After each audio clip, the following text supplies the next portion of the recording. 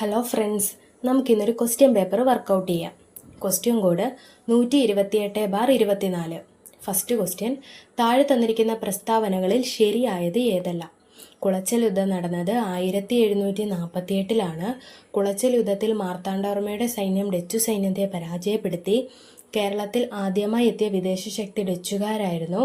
Dutch ഗവർണറായിരുന്ന വാൻട്രീഡിൻ്റെ നേതൃത്വത്തിലാണ് Hortus Malabaricus എന്ന ഗ്രന്ഥം പ്രസിദ്ധീകരിച്ചത്. കുളച്ചൽ യുദ്ധം നടന്നത് 1748. ഇത് തെറ്റാണ്. കുളച്ചൽ യുദ്ധം നടക്കുന്നത് 1741 ഓഗസ്റ്റ് 10. 1741 ഓഗസ്റ്റ് 10 കുളച്ചൽ യുദ്ധം നടക്കുന്നത്. കുളച്ചൽ നിലവിൽ തമിഴ്നാട്ടിലാണ്. കുളച്ചൽ നിലവിൽ സ്ഥിതി ചെയ്യുന്നത് തമിഴ്നാട്ടിലാണ്. മാർത്താണ്ഡവർമ്മയും ഡച്ചുകാരും തമ്മിൽ നടന്ന യുദ്ധമായിരുന്നു കുളച്ചൽ യുദ്ധം. മാർത്താണ്ഡവർമ്മയും ഡച്ചുകാരും തമ്മിൽ നടന്ന യുദ്ധമായിരുന്നു കുളച്ചൽ യുദ്ധം. ഈ യുദ്ധത്തിൽ ഡച്ച് തലവനായ ഡിലനോയി പരാജയപ്പെടുകയും പിന്നീട് ഇദ്ദേഹം മാർത്താണ്ഡവർമ്മയുടെ സർവ്വസൈന്യാധിപനാവുകയും ചെയ്തു. ഡിലനോയുടെ ശവകുടീരം സ്ഥിതി ചെയ്യുന്നത് ഉദയഗിരി കോട്ടയിലാണ്. കേരളത്തിൽ ആദ്യമായി എത്തിയ വിദേശ ശക്തി ഡച്ചുകാരായിരുന്നു. ഇത് തെറ്റാണ്. കേരളത്തിൽ ആദ്യമായി എത്തിയ വിദേശ ശക്തി പോർച്ചുഗീസുകാരും രണ്ടാമതെത്തിയ വിദേശ ശക്തിയായിരുന്നു ഡച്ചുകാർ. നെതർലൻഡുകാർ ലന്തക്കാർ എന്നൊക്കെ അറിയപ്പെടുന്നത് ഡച്ചുകാരെയാണ്. 1602 ഡച്ച് ഈസ്റ്റ് ഇന്ത്യ കമ്പനി സ്ഥാപിക്കുന്നത്. 1602 ഡച്ച് ഈസ്റ്റ് ഇന്ത്യ കമ്പനി സ്ഥാപിക്കുന്നു. ആദ്യമായി ഇന്ത്യയിലെത്തിയ ഡച്ചുകാരൻ കൊർണേലിയസ് ഹോട്ട്മാനാണ്. കൊർണേലിയസ് ഹോട്ട്മാൻ. ഡച്ചുകാരുടെ ഏറ്റവും വലിയ കോളനിയായിരുന്നു ഇന്തോനേഷ്യ.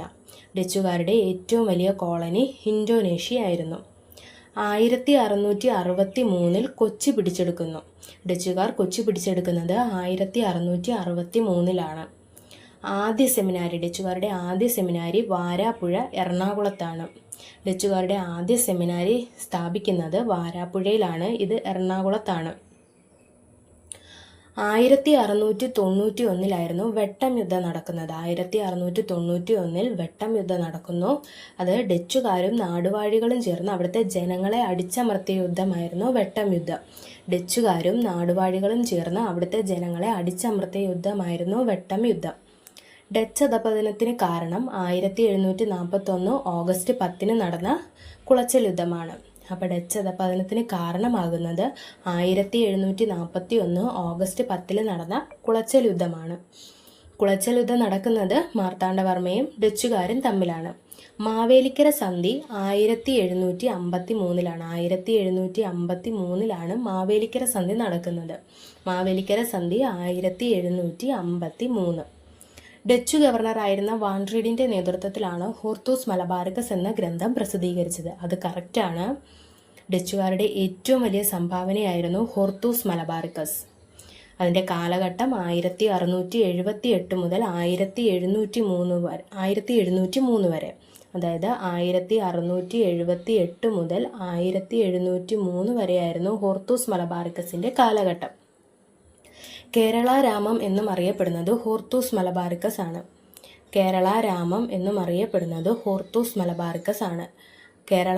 എന്നും ഹോർത്തൂസ് മലബാറിക്കസ് അറിയപ്പെടുന്നു. ലാറ്റിൻ ഭാഷയിലാണ് ഇത് പ്രസിദ്ധീകരിച്ചത്. ആംസ്റ്റർഡാമിൽ നിന്നുമാണ് ഇത് പ്രസിദ്ധീകരിക്കുന്നത്. നെതർലൻഡിൻ്റെ തലസ്ഥാനമായ ആംസ്റ്റർഡാമിൽ നിന്നുമാണ് ഹോർത്തൂസ് മലബാറിക്കസ് പ്രസിദ്ധീകരിക്കുന്നത്. 12 വാല്യങ്ങളിലായിട്ടാണ് ഇത് പ്രസിദ്ധീകരിച്ചത്. ഇതിന് സഹായം നൽകിയത് അഡ്മിറൽ വാൻട്രീഡ് ആണ്. അപ്പോൾ അത് കറക്റ്റാണ്. ഡച്ച് ഗവർണറായിരുന്ന വാൻട്രീഡിൻ്റെ നേതൃത്വത്തിലാണ് ഹോർത്തൂസ് മലബാറിക്കസ് പ്രസിദ്ധീകരിക്കുന്നത്. ഇതിന് സഹായിച്ച കാർമൽ പുരോഹിതനായിരുന്നു ജോൺ മാത്യൂസ് ആയിരുന്നു. ഫസ്റ്റ് ക്വസ്റ്റ്യൻ്റെ ആൻസർ ഓപ്ഷൻ ബി ആണ്. അതായത് കുളച്ചൽ യുദ്ധത്തിൽ മാർത്താണ്ഡവർമ്മയുടെ സൈന്യം ഡച്ചു സൈന്യത്തെ പരാജയപ്പെടുത്തി. ഡച്ചു ഗവർണറായിരുന്ന വാൻട്രീഡിൻ്റെ നേതൃത്വത്തിലാണ് ഹോർത്തൂസ് മലബാറിക്കസ് എന്ന ഗ്രന്ഥം പ്രസിദ്ധീകരിച്ചത്. സെക്കൻഡ് ക്വസ്റ്റ്യൻ, ഇന്റർനാഷണൽ കോൺഗ്രസിൻ്റെ സമ്മേളനത്തിൽ അധ്യക്ഷത വഹിച്ച ഏക മലയാളി ചേറ്റൂർ ശങ്കരൻ നായരാണ്. ഇദ്ദേഹം ഏത് സമ്മേളനത്തിലാണ് അധ്യക്ഷത വഹിച്ചത്? ഇന്റർനാഷണൽ കോൺഗ്രസിൻ്റെ സമ്മേളനത്തിൽ അധ്യക്ഷത വഹിച്ച ഏക മലയാളി ചേറ്റൂർ ശങ്കരൻ നായരാണ്. ഇദ്ദേഹം ഏതു സമ്മേളനത്തിലാണ് അധ്യക്ഷത വഹിച്ചത്? ആൻസർ ഓപ്ഷൻ സി ആണ്, അമരാവതി സമ്മേളനം. അമരാവതി സമ്മേളനത്തിലാണ് ചേറ്റൂർ ശങ്കരൻ നായർ അധ്യക്ഷത വഹിക്കുന്നത്. INC രൂപീകരിക്കുന്നത് 1885 ഡിസംബർ 28-നാണ്. 1885 ഡിസംബർ 28-ന് INC രൂപീകരിക്കുന്നു. ആദ്യ സമ്മേളനം നടക്കുന്നത് ഗോകുൽദാസ് തേജ്പാൽ സംസ്കൃത കോളേജിൽ വെച്ചിട്ടാണ്. അത് ബോംബെയിലാണ്. ആദ്യ സമ്മേളനം നടക്കുന്നത് ഗോകുൽദാസ് തേജ്പാൽ സംസ്കൃത കോളേജ്, ബോംബെ.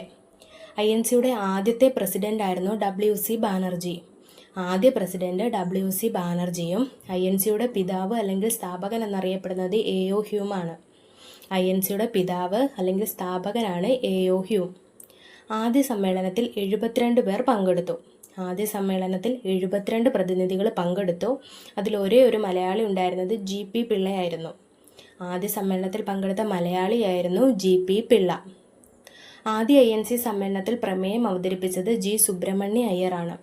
ആദ്യ INC സമ്മേളനത്തിൽ പ്രമേയം അവതരിപ്പിച്ചത് G സുബ്രഹ്മണ്യ അയ്യറാണ്. സ്വാതന്ത്ര്യത്തിന് മുമ്പ് ആകെ 54 സമ്മേളനങ്ങളാണ് നടന്നത്. സ്വാതന്ത്ര്യത്തിന് മുമ്പ് ആകെ 54 സമ്മേളനങ്ങൾ നടന്നു. ചേറ്റൂർ ശങ്കരൻ നായർ അധ്യക്ഷത വഹിച്ച അമരാവതി സമ്മേളനം നടക്കുന്നത് 1897-ലാണ്. അമരാവതി സമ്മേളനം നടക്കുന്നത് 1897-ലാണ്. 1897-ലാണ് അമരാവതി സമ്മേളനം നടക്കുന്നത്. അമരാവതി എന്ന സ്ഥലം മഹാരാഷ്ട്രയിലാണ്. ഇത് INCയുടെ 13ാമത്തെ സമ്മേളനമായിരുന്നു. അമരാവതി സമ്മേളനം INCയുടെ 13ാമത്തെ സമ്മേളനമായിരുന്നു. ചേറ്റൂർ ശങ്കരൻ നായരുടെ ഒരു പുസ്തകമായിരുന്നു ഗാന്ധിജിയും അരാജകത്വവും. ഗാന്ധിജിയും അരാജകത്വവും എന്ന പുസ്തകം എഴുതിയത് ചേറ്റൂർ ശങ്കരൻ നായരാണ്. തേർഡ് ക്വസ്റ്റ്യൻ, APJ അബ്ദുൽ കലാമുമായി ബന്ധപ്പെട്ട് താഴെ പറയുന്ന പ്രസ്താവനകളിൽ തെറ്റായത് ഏതെല്ലാം? തെറ്റായത് നോട്ട് ചെയ്യുക. ഇദ്ദേഹം ഇന്ത്യയുടെ മിസൈൽ മാൻ എന്നറിയപ്പെടുന്നു. തമിഴ്നാട്ടിലെ കുംഭകോണത്താണ് ജനിച്ചത്. ഇദ്ദേഹം അഗ്നിസാക്ഷി എന്ന ഗ്രന്ഥം എഴുതി. ഇദ്ദേഹം ഇന്ത്യയുടെ 11ാമത്തെ രാഷ്ട്രപതി ആയിരുന്നു. ഇദ്ദേഹം ഇന്ത്യയുടെ മിസൈൽ മാൻ എന്നറിയപ്പെടുന്നു. അത് കറക്റ്റാണ്. തമിഴ്നാട്ടിലെ കുംഭകോണത്താണ് ജനിച്ചത്. അത് തെറ്റാണ്. ഇദ്ദേഹം ജനിക്കുന്നത് തമിഴ്നാട്ടിലെ രാമേശ്വരത്താണ്. ഇദ്ദേഹം അഗ്നിസാക്ഷി എന്ന ഗ്രന്ഥം എഴുതി. അത് തെറ്റാണ്. ഇദ്ദേഹം ഇന്ത്യയുടെ 11ാമത്തെ രാഷ്ട്രപതിയായിരുന്നു. ഇത് കറക്റ്റാണ്. നമുക്ക് അഡീഷണൽ ഫാക്ട്സ് നോക്കാം.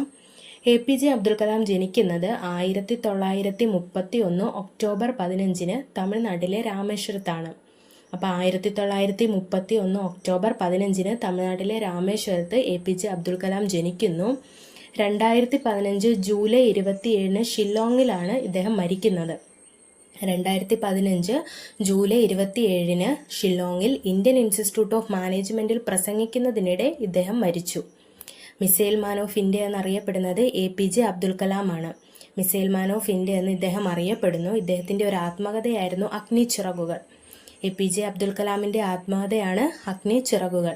ഇന്ത്യയുടെ 11ാമത്തെ രാഷ്ട്രപതിയായിരുന്നു APJ അബ്ദുൽ കലാം 2002 മുതൽ 2007 വരെ. നമ്മുടെ 11ാമത്തെ രാഷ്ട്രപതിയായിരുന്നു ഇദ്ദേഹം. ജനങ്ങളുടെ രാഷ്ട്രപതി എന്ന് ഇദ്ദേഹം അറിയപ്പെടുന്നു. ജനങ്ങളുടെ രാഷ്ട്രപതി എന്ന് ഇദ്ദേഹം അറിയപ്പെടുന്നു. 1954 ഭൗതിക ശാസ്ത്ര നൊബേൽ ലഭിച്ചു. 1954 ഇദ്ദേഹത്തിന് ഭൗതിക ശാസ്ത്ര നൊബേൽ ലഭിച്ചു. 1981 പത്മഭൂഷൺ, 1990 പത്മവിഭൂഷൺ, 1997 ഭാരതരത്നം എന്നിവ ലഭിച്ചു.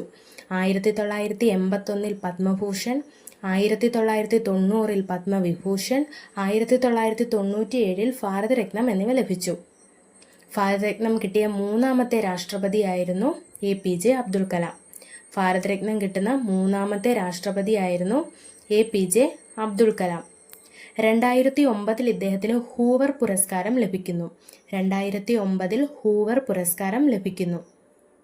2000 രാമാനുജൻ പുരസ്കാരം ലഭിച്ചിട്ടുണ്ട്. 2000 രാമാനുജൻ പുരസ്കാരം ലഭിച്ചിട്ടുണ്ട്. ഇദ്ദേഹത്തിൻ്റെ ഒരു പുസ്തകമായിരുന്നു വിഷൻ ഇന്ത്യ 2020.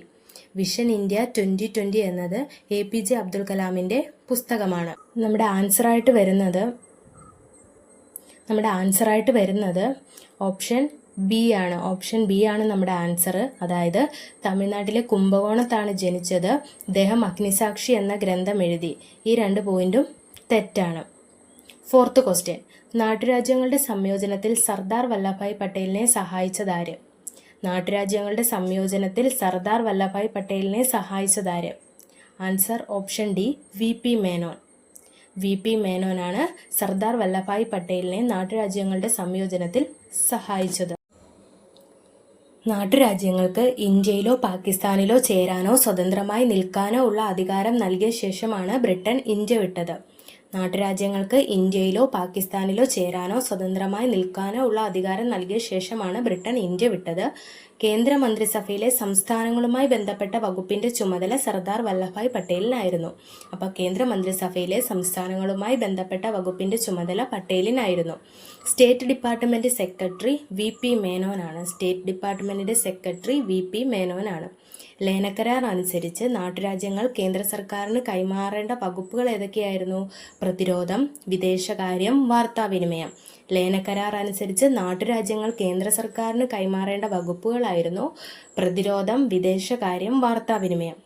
ഇന്ത്യൻ യൂണിയനിൽ ചേരാൻ വിസമ്മതിച്ച നാട്ടുരാജ്യങ്ങളായിരുന്നു ഹൈദരാബാദ്, ജുനഗഡ്, കശ്മീർ.